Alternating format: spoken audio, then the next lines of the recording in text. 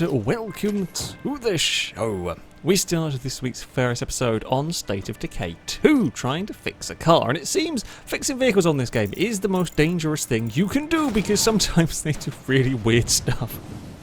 I've seen them like shunt around. I've not seen one go to space before. It's now upside down and on fire, so yeah, the repair didn't quite pan out in all of that. Up next we have XP Cookie on Watch Dogs Legion. He's going to pull over to stop somewhere, gets it wrong and bumps the back of an AI car, which decides to just drive around in circles, really. I'm not sure why. The player hasn't done anything, and even if the player had done the hacking thing, the cars don't run this long when you've hacked them.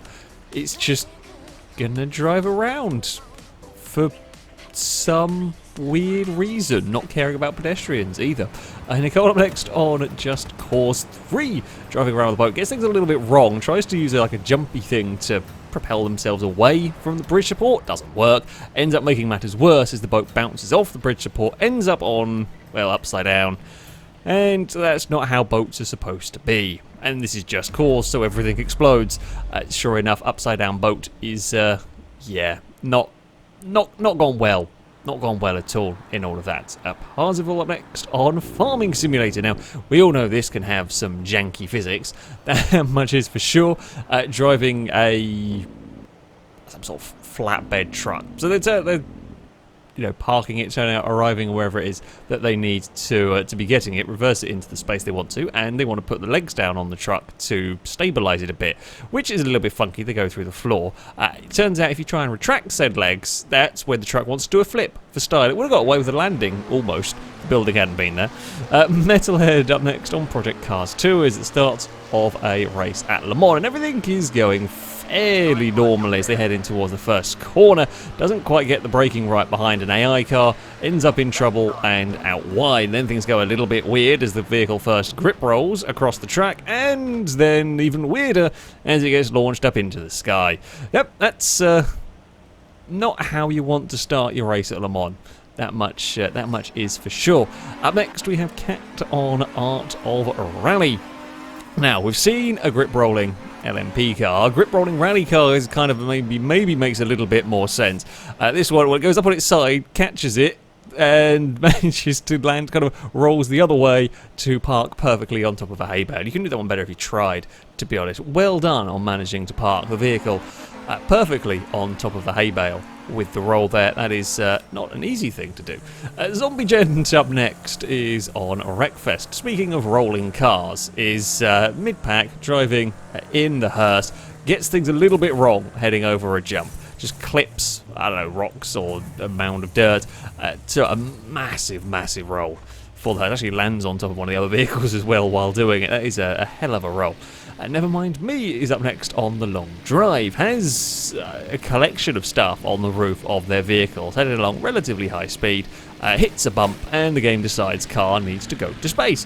Flies through the air, but amazingly sort of lands its front flip. Only lost a rear bumper, pretty much, in all of that. Surprisingly good going for that vehicle. The thing is, it doesn't always go that well when you have the random bumps. This is again high speed downhill. The back of the car gets bounced up, then the front hits the floor, and then it just launches into the air. Not as clean a landing for this vehicle. And now we're starting rolling. And the thing is, it's quite a steep downhill section that this vehicle is on. And once it started rolling, it doesn't really want to stop. I mean, it's shed various bits and pieces as it's go. I mean, the doors come off. I think one of the bumpers has fallen off. I think the hubcaps may have at some point parted way, or something from the inside might have fallen out of the car. We're still rolling. We're still going. There goes something else off of the vehicle as we're going to continue to roll our way down the hill. Still going for a roll. I mean, I love that because the physics gets turned off of the stuff in the baskets, they are still all clinging on. Now we're going for some just backflips as we do, tumbling down the road, still going, still tumbling along. Now a whole bunch of stuff has spewed out of something. I'm not quite sure what it was before it comes to a restaurant. Maybe like sponges or something. But yeah, that's a big crash. That's probably the longest roll I've seen on the long drive. Joe is up next on Beam NG. Drive is driving around rather high speed in the little widging when things go wrong. The vehicle's fallen over, it twists and rolls and lands in the back of a pickup truck. I mean, it's not quite. It could have been a bit sort of more perfectly parked in the back of the pickup truck, but it has managed to. Well, it's being carried by said D-Series. That's it's a way to park. Not an ideal one, but it very much is a way to park.